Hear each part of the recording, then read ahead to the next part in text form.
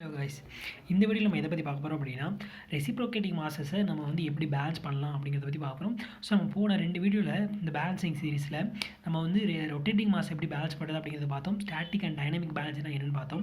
So இந்த வீடியோவில் நம்ம எதை பற்றி பார்க்க போகிறோம் அப்படின்னா ரொட்டேட்டிங் மாசஸ் ரெசிப்ரோகேட்டிங் மாஸை எப்படி வந்து பேலன்சிங் பண்ணலாம் அப்படிங்கிறத பற்றி பார்க்குறோம்.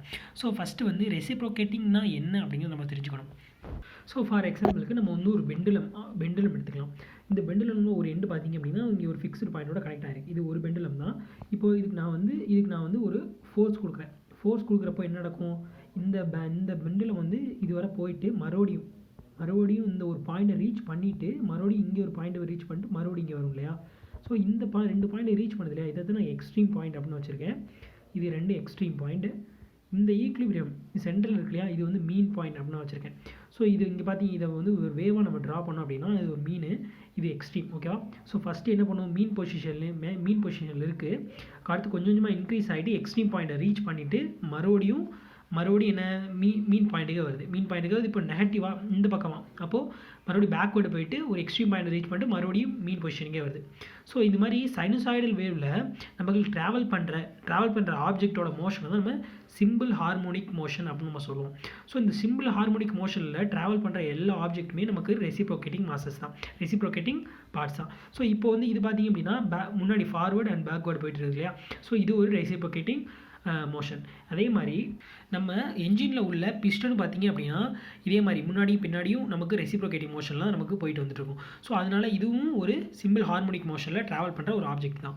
ஸோ இப்போது இந்த ரெசிப்ரோகேட்டிங் மோஷனால் என்ன ஃபோர்ஸஸ், அன்பேலன்ஸ் ஃபோர்ஸ் க்ரியேட் ஆகும் அப்படின்னா, இப்போ நமக்கு வந்து இது வந்து கம்பஷன் அப்படின்னு வச்சுருப்போம். ஸோ கம்பஷனால் இங்கே கேஸ் ப்ரெஷர் வந்து பிஸ்டன் கிரவுண்டில் ஆக்ட் ஆகும். ஸோ இந்த பிஸ்டன் கிரவுண்டில் ஆக்ட் ஆகிறப்போ இந்த பிஸ்டன் வந்து கீழ் நோக்கி வருமா. ஸோ கீழ் நோக்கி வருமோ அதனுடைய ரிசல்டன்ட் ஃபோர்ஸ் தான் நமக்கு எஃப்ஆர், அதாவது இந்த கேஸ் ஃபோர்ஸ்னால கிடைக்கிற அந்த ஃபோர்ஸ் தான் நமக்கு எஃப்ஆர் அப்படின்னு வச்சுருக்கோம். ஸோ இந்த எஃப்ஆர் அப்படிங்கிறது வந்து கனெக்டிங் ராடு வந்து இந்த கிராங்க் பின், அதாவது கிராங்க் ஷாஃப்டோட கிராங்க் பின்னில் கனெக்ட் ஆகிருக்கு. ஸோ இந்த ஃபோர்ஸ்னால இந்த கிராங்க் ஷாஃப்ட் வந்து ரொட்டேட் ஆகும். ஓகேவா. ஸோ கிளாக் வைஸில் நமக்கு ரொட்டேட் ஆகும்.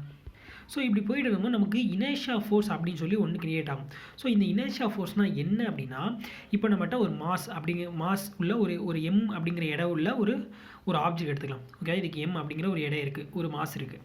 ஸோ இப்போது இதுக்கு வந்து எல்லா ஆப்ஜெக்ட்டுமே, நீங்கள் எல்லா ஆப்ஜெக்ட் எடுத்துக்கிட்டாலுமே அந்த எல்லா ஆப்ஜெக்ட்டுமே நமக்கு நேச்சுரலாகவே நம்ம கொடுக்குற ஃபோர்ஸை வந்து ரெசிஸ்ட் பண்ணுறோம். அந்த தன்மையை தான் நம்ம இனர்ஷியா அப்படின்னு நம்ம சொல்லுவோம். ஓகேவா. ஸோ இப்போ வந்து இந்த ஆப்ஜெக்ட் வந்து ஃபஸ்ட்டு வந்து ரெஸ்ட்டில் இருக்குது. ஓகேவா. ஸோ இதுக்கு நான் வந்து ஒரு ஃபோர்ஸ் கொடுக்குறேன். ஓகேவா. இதுக்கு நான் ஒரு ஃபோர்ஸ் கொடுக்குறேன். என்னால் இந்த ஆப்ஜெக்ட்டை என்னால் தள்ள முடியாது. ஏன் அப்படின்னா இது ஒரு இனர்ஷியா ஃபோர்ஸஸ் வந்து இது கிரியேட் பண்ணுது. ஓகேவா. Inertia force 5 Newton. இப்போ ஃபார் எக்ஸாம்பிளுக்கு இது இனர்ஷியா ஃபோர்ஸ் 5 நியூட்டனை வந்து நமக்கு கிரியேட் பண்ணுது. ஓகேவா. இதுக்கு நம்ம கொடுக்குற ஃபோர்ஸுக்கு ஆப்போசிட் பண்ணுது. ஸோ ஏன் அப்படின்னா இது வந்து இந்த ஃபோர்ஸ் எதுலேருந்து கிரியேட் ஆச்சு அப்படின்னா இந்த ஃப்ரிக்ஷன், இந்த மாஸுக்கும் இந்த தரைக்கும் உள்ள ஃப்ரிக்ஷனால் இது வந்து 5 நியூட்டனை நான் கொடுக்குற ஃபோர்ஸ்க்கு ஆப்போசிட்டாக கொடுக்குது. இப்போ நான் எப்போ இதுக்கு 5 நியூட்டனுக்கு அதிகமாக நான் ஃபோர்ஸ் கொடுக்குறேனோ அப்போ தான் இந்த மாஸை வந்து என்னால் தள்ள முடியும். இல்லை அப்படின்னா என்னால் தள்ள முடியாது. ஓகேவா. ஸோ இதுலேருந்து உங்களுக்கு புரிஞ்சிருக்கும், நமக்கு இனர்ஷியா ஃபோர்ஸ் அப்படிங்கிறது நேச்சுரலாகவே ஆப்ஜெக்ட் வந்து நம்ம கொடுக்குற ஃபோர்ஸை அப்போஸ் பண்ணிச்சுன்னா அதுதான் வந்து இனர்ஷியா அப்படிங்கிறது.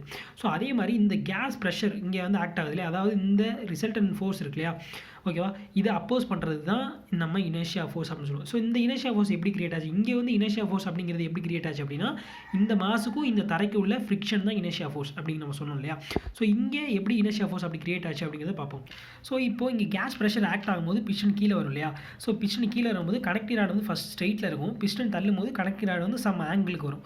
ஸோ சம் ஆங்கிளுக்கு வரும். மறுபடியும் பிஸ்டன் வந்து மறுபடியும் இந்த கேஸ் ப்ரெஷர் ஆக்ட் ஆகும்போது மறுபடியும் ஒரு ரொட்டேஷனு இந்த கிராங்க் பின் வந்து இப்படி ரொட்டேட் ஆகும்.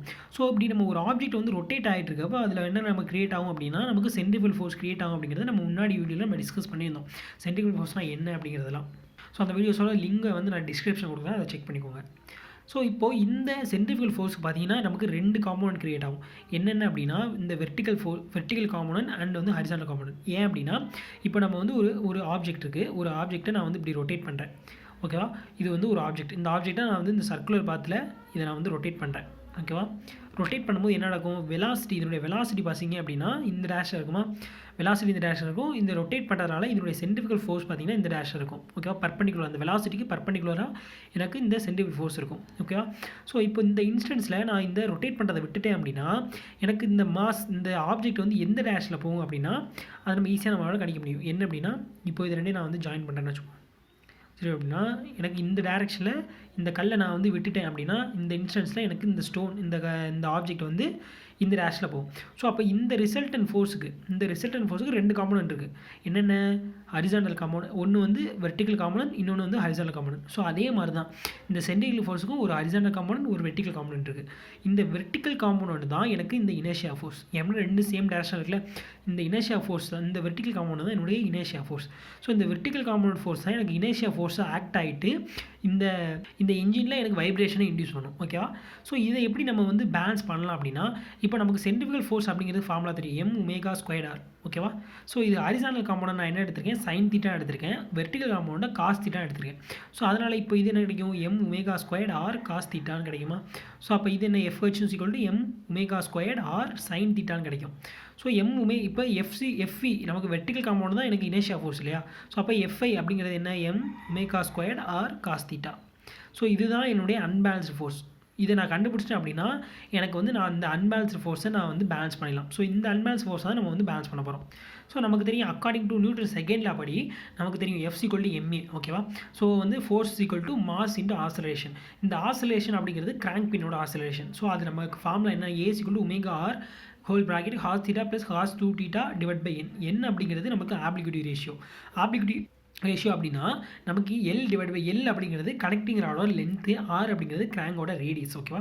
ஸோ 2 டிவைட் பண்ணோம் அப்படின்னா n அப்படிங்கிற ரேஷியோ நமக்கு கிடைக்கும். ஸோ இது ரெண்டையும் நம்ம வந்து இதை வந்து இப்போ A வந்து இதில் சப்ஸ்டியூட் பண்ணேன் அப்படின்னா A என்ன கிடைக்கும்? FE அதாவது FU அதாவது இதுதான் அன்பேலன்ஸ்டு மாஸ், அதாவது என்னுடைய inertia force. So = m²r cos θ plus cos 2θ n divide by n கிடைக்குமா? ஸோ இந்த m²² உள்ளே நான் வந்து மல்டிப்ளை பண்ணுறேன். ஸோ மல்டிப்ளை பண்ணும்போது எனக்கு என்ன கிடைக்கும்? m²r cos θ plus m²r cos 2θ divide by n கிடைக்குமா? ஸோ இதுதான் என்னுடைய பிரைமரி ஃபோர்ஸ். இந்த அன்பேலன்ஸ் ஃபோர்ஸ் இப்போ ரெண்டாக பிரியுது. ஓகேவா? ஒன்று பிரைமரி ஃபோர்ஸாக பிரியுது, இன்னொன்று வந்து செகண்டரி ஃபோர்ஸாக பிரியுது. ஸோ இந்த பிரைமரி ஃபோர்ஸையும் இந்த செகண்டரி ஃபோர்ஸையும் நான் பேலன்ஸ் பண்ணால் தான் நான் இங்கே இன்டியூஸ் ஆகிற இந்த இனர்ஷியா ஃபோர்ஸை என்னால் பேலன்ஸ் பண்ண முடியும். அப்போ வந்து பிரைமரி ஃபோர்ஸ் எவ்வளோ கிடச்சிச்சு, நம்ம செகண்டரி ஃபோர்ஸ் எவ்வளோ கிடச்சிச்சு. ஸோ இப்போது இந்த தீட்டா அப்படிங்கிறது என்ன அப்படின்னா, தீட்டா அப்படிங்கிறது என்ன? கிராங்க் ஆங்கிளோட ரேடியஸ். தீட்டா அப்படிங்கிறது கிராங்க் ஆங்கிள். ஃபஸ்ட்டு இந்த கிராங்க் எப்படி இருக்கும்? ஃபஸ்ட்டு டிடிஎஸில் இருக்கும்போது எனக்கு இங்கே இருக்குமா இந்த கிராங்க், இந்த கனெக்டிவ் ராடோட கிராங்க் பின் வந்து இங்கே இருக்கும், 0ல் இருக்கும். அடுத்து வந்து இந்த கேஸ் ப்ரெஷர் ஆக்ட் ஆகும்போது அடுத்து 90 டிகிரி, அடுத்து வந்து 180 டிகிரி, அடுத்து வந்து 270 டிகிரி. ஸோ இதுதான் வந்து ஒரு ரேடியஸ், ஒரு ரொட்டேஷன். ஸோ இந்த ஆங்கிளில் நம்ம எப்போ இந்த ப்ரைமரி ஃபோர்ஸும் இந்த செகண்டரி ஃபோர்ஸும் மேக்ஸிமம் இருக்கும் அப்படின்னு நம்ம கண்டுபிடிக்கணும்னா அந்த ஆங்கிளை வந்து இங்கே வந்து சப்ஸ்டியூட் பண்ணணும். சப்ஸ்டியூட் பண்ணிட்டோம் அப்படின்னா இப்போ நம்ம ஃபார் எக்ஸாம்பிள் cos 0 அப்படிங்கிறது என்ன? cos 0 அப்படிங்கிறது 1. அப்போ நமக்கு என்ன கிடைக்கும்? m²r அப்படின்னு கிடைக்குமா? ஸோ இதுதான் நம்மளுக்கு மேக்ஸிமம். அப்போது நமக்கு 0 டிகிரியில் ப்ரைமரி ஃபோர்ஸ் வந்து மேக்ஸிமமாக இருக்கும். செகண்டரி ஃபோர்ஸ் பார்த்தீங்கன்னா இதில் 0 அப்படி நம்ம சப்ஸ்டியூட் பண்ணேன் அப்படின்னா எனக்கு 1 கிடைக்குமா? ஸோ அப்போ வந்து செகண்டரி ஃபோர்ஸ் 0 டிகிரியில் எனக்கு மேக்ஸிமமாக இருக்கும். ஸோ இப்போ வந்து ஒவ்வொரு ஆங்கிளும் நம்ம வந்து சப்ஸ்டியூட் பண்ணி பார்த்துட்டு நம்ம பிரைமரி ஃபோர்ஸும் செகண்டரி ஃபோர்ஸும் எங்கெங்கே மேக்ஸிமம் இருக்கும், எந்த ஆங்கிளில் மேக்ஸிமம் இருக்கும் அப்படின்னு பார்ப்போம். ஸோ இதில் பார்த்தீங்க அப்படின்னா இங்கே வந்து crank angle 0 degree, 45 degree, 90 degree அப்படின்னு கிராங்க் ஆங்கிள் எடுத்திருக்கேன். இது வந்து cos θ, இதான் வந்து பிரைமரி ஃபோர்ஸ். ஓகேவா? Primary force. இது cos 2θ, இது வந்து செகண்டரி ஃபோர்ஸ். ஓகேவா? இப்போ வந்து எங்கெங்கே இப்போ வந்து இது வந்து நீங்கள் வந்து cos θ நீங்கள் மல்டிப்ளை பண்ண θவில் 0 போட்டிங்க அப்படின்னா cos 0 1 கிடைக்குமா? அதே cos 90 நமக்கு 0, cos 45 நமக்கு 0.7. அப்போ இந்த பிரைமரி ஃபோர்ஸ் அப்படிங்கிறது எங்கெங்கே நமக்கு மேக்ஸிமம் இருக்குது? ஒன்று 0 டிகிரியில் மேக்ஸிமமாக இருக்குது, இன்னொன்று 180 டிகிரி. ஓகேவா? ஸோ ஒரு 360 டிகிரி அதாவது 360 டிகிரி ரொட்டேஷனில் நமக்கு 2 இடத்துல நமக்கு மேக்ஸிமம் இருக்கும். ஒன்று 0 டிகிரி, இன்னொன்று வந்து 180 டிகிரி. ஸோ அதே மாதிரி செகண்டரி ஃபோர்ஸ் வந்து எங்கேயும் மேக்ஸிமம் இருக்குது பார்த்தோம்னா 0 டிகிரி, 90 டிகிரி, 180 டிகிரி, 270 டிகிரி. ஓகேவா? ஸோ இங்கே செகண்டரி ஃபோர்ஸ் 4 இடத்துல நமக்கு மேக்ஸிமம் இருக்குது, அதே வந்து பிரைமரி ஃபோர்ஸ் 2 இடத்துல மேக்ஸிமம் இருக்குது. ஸோ இது ரெண்டே நம்ம கிராஃபாக வரையலாமா? ஸோ இங்கே பார்த்தீங்கன்னா எக்ஸ் ஆக்சிஸில் நான் வந்து ஆங்கிள்ஸ் எடுத்துருக்கேன். 0 டிகிரி, 45 டிகிரி, 90 டிகிரி, 135 டிகிரி அப்படின்னு மேக்ஸிமம் இது எடுத்திருக்கேன். இங்கே வந்து இதனுடைய வேல்யூஸ், அதாவது இந்த பிரைமரி ஃபோர்ஸ் செகண்டரி ஃபோர்ஸோட வேல்யூ. ஸோ ஃபஸ்ட்டு வந்து பிரைமரி ஃபோர்ஸை நம்ம ட்ரா பண்ணுவோம். ஓகேவா? ஸோ வந்து ஃபஸ்ட்டு நம்ம பிரைமரி ஃபோர்ஸ் என்னென்ன டிகிரியில் நமக்கு வந்து மேக்ஸிமம் இருந்துச்சு? 0 டிகிரிலையும் 180 டிகிரியில் நமக்கு மேக்ஸிமம் இருந்துச்சு. ஓகேவா. ஃபஸ்ட்டு வந்து 0 டிகிரியில் இந்த ப்ளூ கலர் வந்து ப்ரைமரி ஃபோர்ஸ் ஓகேவா. ஸோ ப்ளூ கலர் வந்து ப்ரைமரி ஃபோர்ஸ். ஃபஸ்ட்டு வந்து 0ல் 1 இருக்குது, அடுத்து 45ல் மைனஸ், இது வந்து மைனஸ் ப்ளஸ்ஸு 0.7, இது வந்து மைனஸ் 0.7 ஓகேவா. ஸோ இது ஸோ வந்து 45 டிகிரியில் ப்ளஸ் 0.7, அடுத்து 90 டிகிரியில் 0, அடுத்து 135ல் மைனஸ் 0.7, 180ல் -1, அடுத்து இதே மாதிரி நமக்கு வந்து இந்த ப்ரைமரி ஃபோர்ஸ் பார்த்திங்கன்னா இந்த லைன் ஓகேவா. இது ப்ரைமரி ஃபோர்ஸ். செகண்டரி ஃபோர்ஸ் பார்த்திங்கன்னா நமக்கு 4 இடத்துல நமக்கு மேக்ஸிமம் இருந்துச்சு. ஒன்று வந்து 0, ஃபஸ்ட்டு 0, அடுத்து வந்து cos 45 வந்து cos 245, அதாவது செகண்டரி ஃபோர்ஸ் வந்து cos 45 டிகிரியில் எனக்கு 0. ஸோ வந்து எனக்கு 0, அடுத்து 90ல் வந்து மேக்ஸிமமாக இருந்துச்சு, மறுபடியும் 135 டிகிரியில் எனக்கு 0 இருந்துச்சு, மறுபடியும் 180ல் மேக்ஸிமமாக இருந்துச்சு. இதே மாதிரி இந்த டேபிள் காலம் இருக்குது, அந்த டேபிள் காலம் தான் இங்கே வந்து நமக்கு கிராஃபாக வரைஞ்சிருக்கும். ஸோ இந்த கிராஃபில் நீங்கள் பார்த்தீங்க அப்படின்னா நமக்கு ப்ரைமரி ஃபோர்ஸ் பார்த்தீங்கன்னா நமக்கு ஒரு ரொட்டேஷன், ஒரு crank rotation 0 degree, 90 degree, 180 degree, 270 degree, ஒரு கிராங்க் ரொட்டேஷனுக்கு நம்ம ஒரு சைக்கிள் வந்திருக்கு.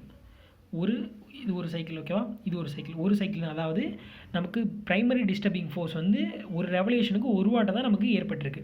அதே செகண்டரி டிஸ்டர்பிங் ஃபோர்ஸ் பார்த்திங்கன்னா நமக்கு 1, 2 சைக்கிள் ஏற்பட்டிருக்கு. ஒரு கிராங்க் ரெவல்யூஷனுக்கு நமக்கு 2 தடவை நமக்கு செகண்டரி டிஸ்டர்பிங் ஃபோர்ஸ் வந்து ஏற்படுது. அதே ப்ரைமரி டிஸ்டர்பிங் ஃபோர்ஸ் வந்து ஒரு தடவை தான் ஏற்படுது. இது 1 ஓகேவா. செகண்டரி டிஸ்டர்பிங் ஃபோர்ஸ் ஒரு சைக்கிள், 2 சைக்கிள் ஓகேவா. அப்போ வந்து நமக்கு இது வந்து 1 ரெவல்யூஷனுக்கு நமக்கு செகண்ட் டிஸ்டர்பிங் 2 தடவை ஏற்படுது. ஸோ இப்போ வந்து உங்களுக்கு டவுட் வரும், செகண்டரி டிஸ்டர்பிங் ஃபோர்ஸை வந்து நம்ம எப்படி வந்து பேலன்ஸ் பண்ணலாம், எப்படி ப்ரைமரி டிஸ்டர்பிங் ஃபோர்ஸை வந்து எப்படி நம்ம பேலன்ஸ் பண்ணலாம் அப்படிங்கிறது. ஸோ வந்து ப்ரைமரி பேலன்ஸிங்கு செகண்டரி பேலன்ஸிங்கு நம்ம நெக்ஸ்ட் வீடியோவில் நம்ம டீட்டெயிலாக பார்க்க போகிறோம்.